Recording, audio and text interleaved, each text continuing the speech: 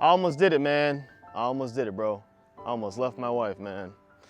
And I know y'all watching this like, hold on, bro, hold on. This is not a way to talk about this, man. You shouldn't bring this to the public eye. What are you doing? Is this a divorce announcement? No, brother, I'm talking about this in retrospect, man. This was a couple years ago, man. I wasn't happy.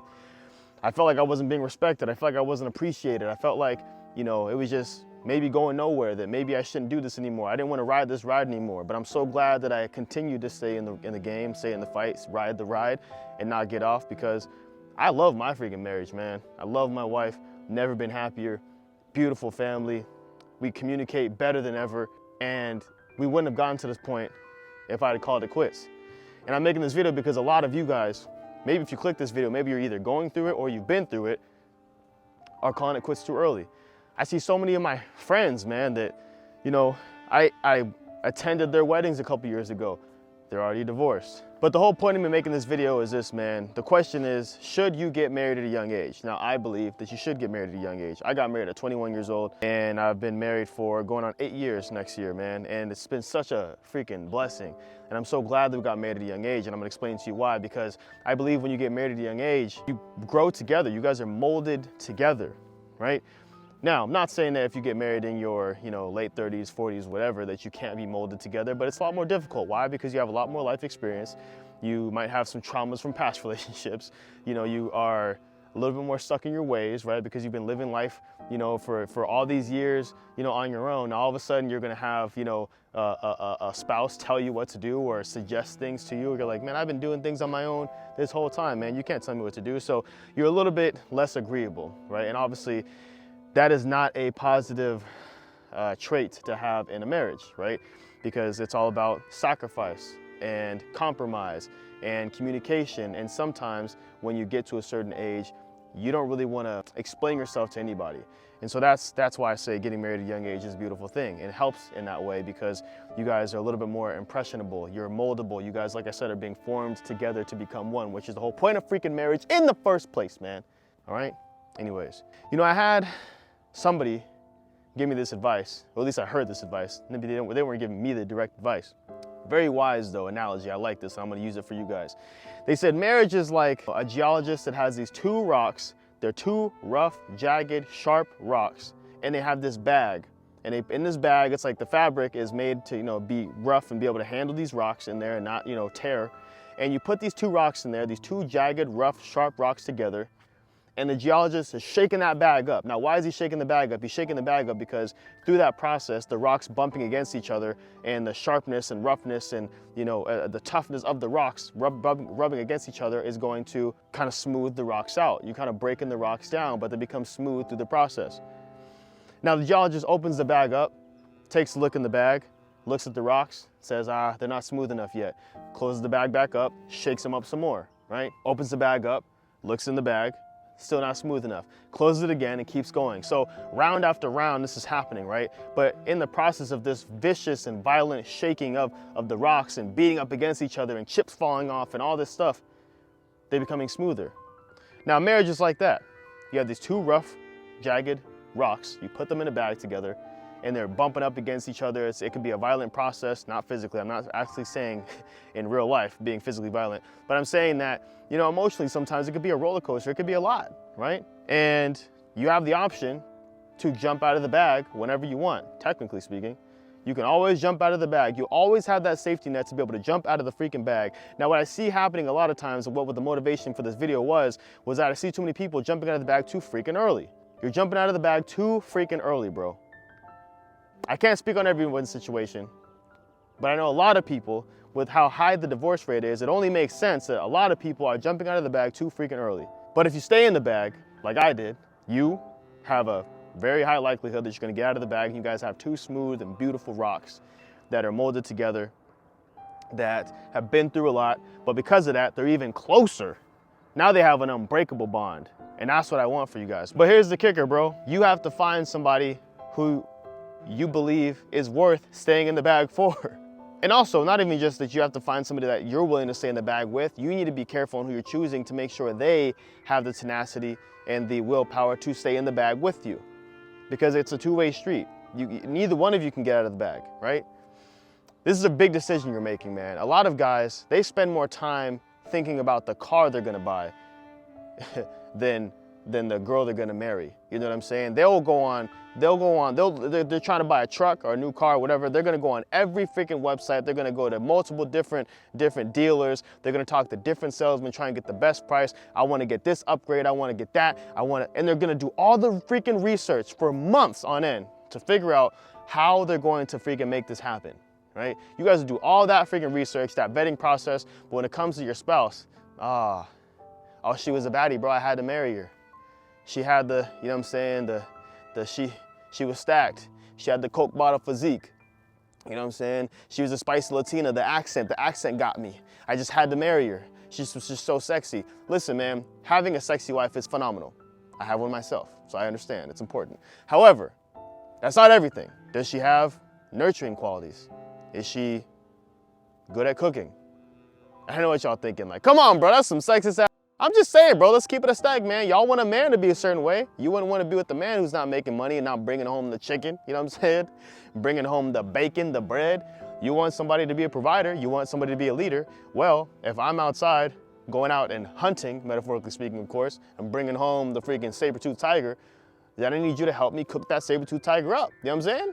Anyways, I digress. The point is, man, y'all choosing the wrong girls.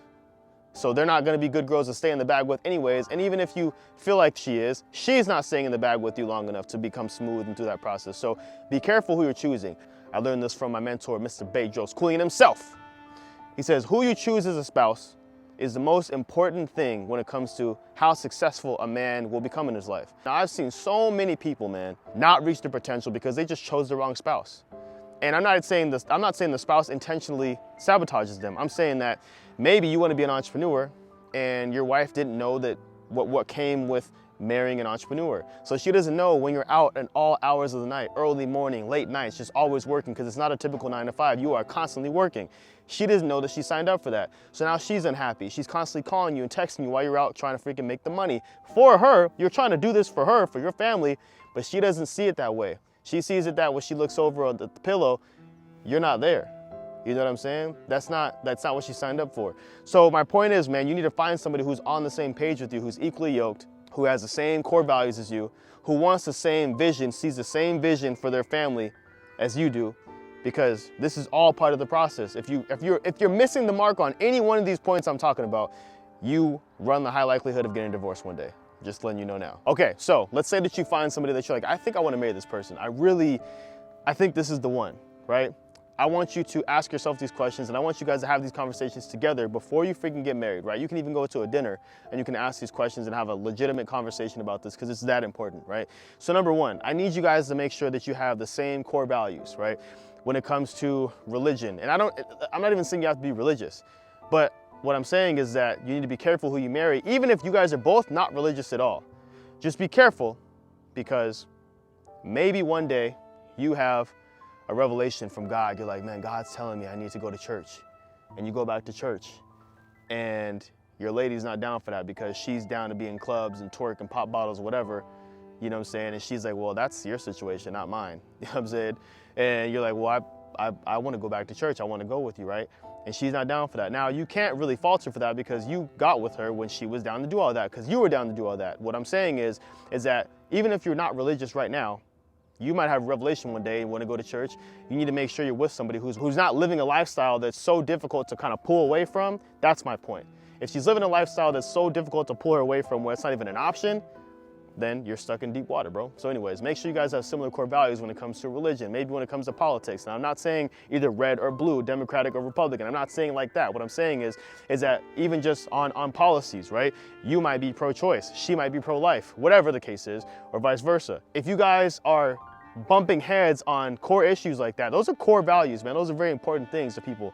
And that's why they say never talk about religion or politics, because that's like, it feels like you're talking to the person directly when you diss their party, it ain't your party anyways. When you're dissing somebody's party, it feels like you're dissing a part of them because their core values are tied to these beliefs, right? So anyways, make sure your core values are on point, because if you don't have similar core values, it's not gonna be a good time, brother. It's not gonna be a good time at all, you know? And I don't want that for you, bro. It's bad for your health. Next point, and on the point of religion, bring God into your relationship.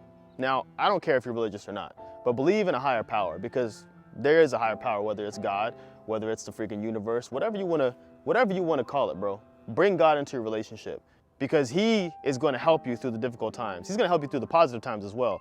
But especially during the difficult times, lean on him. Lean on him. I remember my mom told me this advice one time. She says, you know, I was venting to her about my wife. That's another tip. Don't ever vent to your freaking family about nothing in your relationship. It's just, that's a recipe for disaster. I'll make a whole other video about that another day. But I was venting one day to my mom about my wife, but I was stressed about something, I was upset about something, whatever I was venting about, and she says, man, you need to pray about it. I said, okay, well, you know, what do I say in this prayer? She says, I need you to pray to God, have him work on her heart. Before you talk to her, before you talk to your wife, before you bring it up, you know, to her and bring the issue to her and try and solve it and communicate, pray to God first. And when you go to work, pray that while you're going to work and while you're working for those few hours, that he continues to kind of work on her heart, right? And soften her a little bit and open her up a little bit to where she's receptive to whatever you have to say. I says, okay. So I did that. And such a spiritual experience. And I want you guys all to try this as well, because it worked. You know, when we got in the argument, it was very hard, brash, just anger, right? Frustration, rightfully so. That's how an argument is, a debate is. But when I prayed to God, I said, hey man, soften her heart, please. Because I just want to be able to communicate. I want to stay together. I want everything to go smoothly. I don't want to argue anymore, whatever the case is. And when I met up with her again, we talked. It was like, you know, automatically just like, not even any kind of argument, just coming up and immediately just embrace, just hug. And just like, I'm sorry. I was like, man, that was such a crazy, because typically it wasn't that way. You know what I'm saying? She Latina, and you know the stereotype with Latinas, man. They got attitudes. I ain't gonna lie to you, brother. I'm sorry. But anyways, man, I'm freaking rambling, man. But the point is, bring God into your relationship, bro. The next point on top of that is learn how to communicate. Don't be one of these guys that doesn't know how to freaking communicate. The guy that holds everything in until it's too late and he freaking explodes in other ways and punches a freaking hole in the wall. And now you look like a freaking douchebag. You know what I'm saying? Don't be one of those guys, man. That's emotionally reckless. Now you need to become more stoic. You need to learn how to use Socratic questioning. You need to learn how to be more intelligent and articulate when it comes to conveying your message and your debate and your argument, right? Don't be one of these dudes that's emotionally irrational, brother. It ain't, you know what I'm saying? It's not good for the health of your marriage, bro. It's not good for your freaking health. Stressing out and just so mad. Calm down, bro. Calm down, you know what I'm saying? In fact, the crazier or more intense, you know, or dramatic maybe she gets, the more calm and stoic that you should become. Like almost like one of these trees, man. The winds, not one of these like frail ones, but like one of these, like the thick freaking trunk. The winds get crazy over here during winter, and it doesn't matter how crazy the wind's going, that trunk is staying freaking put. The leaves on the tree might go crazy, you know what I'm saying? But the trunk is staying rooted in the ground, immovable, not going anywhere. That should be a representation or a metaphor for your relationship. Women are feminine, and feminine energy is very fluid. It can be very violent sometimes. It can be like water, it can be soft kind of waves, whatever, but it could also be violent waves crashing down upon you because that's their feminine energy. Now, masculine energy needs to be calm, rooted, like I said, in the ground. Doesn't matter how crazy the storm is going around the masculine energy. The masculine energy is rooted in the ground, and you're not gonna be able to get a reaction. That should be you, bro. That should be you. Stop arguing with your girl and yelling at her. If she raises her voice, I'm not saying it's acceptable. Shut that down immediately, because you guys should be talking like adults. But what I'm saying is that you shouldn't be yelling at her back. You shouldn't get reacted or triggered where now you're in a shouting match. Like, no, you're an adult. And that's not good for marriage, bro. I'm telling you right now. Next thing, bro, stop complaining about things, man, especially when you can't do anything to change it. Like, complaining is not gonna fix it. Now, I understand, I'm not saying you need to bottle your emotions up, but like, man, a lot of these dudes, man, complaining too much, bro. Like, for example, right now, if I came outside and I was just like, man, it's so cold out here, man. It's cold, right? You say it again, and then again, and you're like, man, it's just cold. Eventually, you're like, bro, complaining about it's not helping at all. Shut up. We ain't trying to hear that. And first of all, you're a grown man and you're complaining about it being cold. Put a freaking hoodie on, put a beanie on, and shut your mouth up. You know what I'm saying? Nobody wants to hear that. Now, a lot of these dudes are too soft when it comes to, and I'm just talking to you directly, bro. I'm not gonna say these dudes. I'm talking to you, brother. The person that freaking clicked this video. You're complaining about things that are basically not helping you change your situation at all, and that makes you look soft. And that's bad for the health of your freaking marriage, because a girl don't want to feel like she married a dude that complains all the time and soft and freaking complaining about it being cold or being hungry or, you know, oh, you're cold. Put a freaking jacket on, bud. You're hungry, oh my gosh, oh. You can't be hungry for a freaking hour, bro. What you complaining for, man? Anyways, it's just, and I'm talking about almost like to myself in retrospect, because I remember in the past, I was definitely very beta when it came to this kind of things, man. Like I learned this from my mentors, from different men that, you know, I hang around and that have successful marriages and that are farther ahead than me and make more money than me and more successful than me in different areas. Like I learned this from them. Stop complaining about things, bro. Stop complaining about things. It's not changing your situation at all. Now, venting about something is different than complaining, because venting, you're kind of trying to get it out, but you have a solution in mind, or at least you're trying to find a solution. Complaining is just complaining. It's not solution-based. You're not changing the situation at all, and that's obviously not a good thing and not attractive to your freaking wife. Next thing, man, be selfless. Having a successful marriage a lot of times requires you to be selfless, not selfish. And a lot of people are being too selfish nowadays, and that's why their marriage is failing. And they always feel like they have to be the winner in the situation. They always have to come out on top. And when they have a debate or they have an argument, that they know that they're right, because that's what an argument is. Nobody's arguing if they feel like they're not right. There's no point in argument at that point. But you're arguing because you feel like you have the answer, that you are right, that your feelings are justified, and that's why you're arguing in the first place. Now, that is a bad mentality to have, because that means that you have to have a winner. You have to be the winner. You're like, well, I'm arguing because I'm right and I need them to understand that I'm right. You don't need to be the winner, bro. Do you want to be in a happy marriage, or do you want to be right? Do you want to be the winner? Now, I get it, man. Sometimes girls are rational, right? They can be emotional. They read into something that didn't need to be read into, and they created a problem in something that didn't need to be created. But that doesn't mean you need to be the winner all the time, bro. You don't always need to be right. Now, I get it. Your pride is telling you that, no, but I literally am right. I have the receipts, I have the screenshots, whatever. Doesn't matter, bro. Sometimes you don't need to be right all the time. You just need to be happy, you know what I'm saying? And revisit the conversation once things cool down. I'm not even saying to just ignore the situation altogether. Maybe winning is dropping the argument, just going over and hugging her, as hard as it's gonna be because you're upset. Just going over and hugging her, holding her, and you'll literally feel her just relax. You'll feel the hardness, the stiffness just kind of dissipate, just relax, right? Now you have that moment of just like, okay, listen, I don't want to argue, right? You can revisit and have a conversation about it later on when she's more rational, but once she gets in that mood, you're talking to a brick wall, bro. There's no point in arguing in the first damn place, though there is no winner when it comes to that. So that's the next one. Stop trying to be the winner all the time. Sometimes having a successful marriage means you taking the short end of the stick. It is what it is. Next tip, man, you need to be the leader, bro. Don't get married if you're not ready to be the leader. I'm just telling you right now, unless you want to get into a relationship where you and your spouse agree on this, that you don't want a traditional relationship, then sure, go ahead. Yeah, I guess you don't need to be the leader. You can have her be the leader. That's definitely not my household. I don't believe in that. That's not my core values. That's not how I run my marriage. But, you know, to each their own, you know what I'm saying? Now, most of the guys that follow me and click in this video probably want to have a traditional marriage where they are the leaders, where they're the final decision maker, where they're the ones who, you know, maybe they're the provider, they're, you know, the protector, right? But some guys maybe don't want that. So if that's the case, I don't know if the rest of this video is gonna be good for you. But anyways, the point is, bro, you need to be a freaking leader, man. You need to step up. And you can't ask someone to be a leader. I have so many people that reach out to me and they'll ask, they'll say, well, man, I wanna be the leader, but you know, how do I be the leader when she's not letting me lead? What do you mean letting you lead? That doesn't even sound right. That doesn't even make sense. Literally, it doesn't make sense. If you're a leader, you don't ask for leadership. You take leadership. And I'm not saying like a dictator, but I'm saying in your actions and how you carry yourself. Like you can't, you know, if you're, I hate the word alpha male, bro, because it's just stupid. I hate that. I'm not even considering myself an alpha male, whatever. But if you are trying to be this alpha guy, this leader, whatever, the alpha's not gonna ask you if you can lead or not. That don't make no damn sense. He just leads, he just is, and people just follow. That's the whole point of being the alpha. You're not trying to do anything, you're just being you, and people just kind of follow because it makes sense and you have these leadership qualities and traits. So you need to do that as well. And if you don't have those leadership qualities and traits yet, then you need to develop yourself, work on, you know, months on end to, you know, build the physique that you want, build the communication skills that you want, become emotionally disciplined, you know, get your money up, whatever you need to do to become the leader in your household, whatever you feel like is holding you back, figure out what those problems are, which I'm sure you already know what the problems are, fix them, and become more of a leader. Start acting that way. That's how you do it. But you need to lead.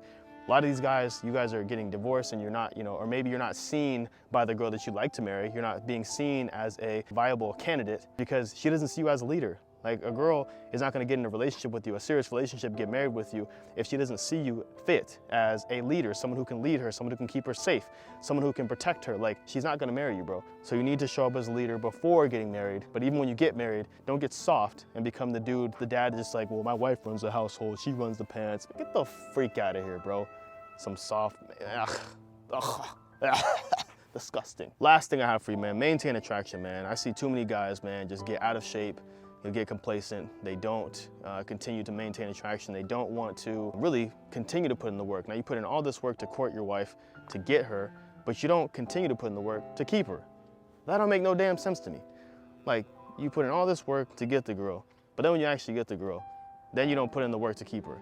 Like, if you got her by buying her flowers, you were a gym rat, you know what I'm saying, when you guys first got together, you were in the gym, you know, 5 days a week, 6 days a week, whatever. You were the athlete, and then all of a sudden you guys get together, you let yourself go, and you got a size 44 waist, you stop buying her flowers, and you stopped courting her, you stopped taking her on date nights, you stopped doing the things that you did to get her, you're gonna lose her. It's just simple math. I actually don't really need to explain that to you, so I'm not going to, so I'm gonna keep it at that. Maintain attraction, dudes. Do things that to maintain your attraction physically, mentally, emotionally. Make sure you continue to court her. And obviously this goes both ways, but this is men talking to men, right? I'm talking to you, bro.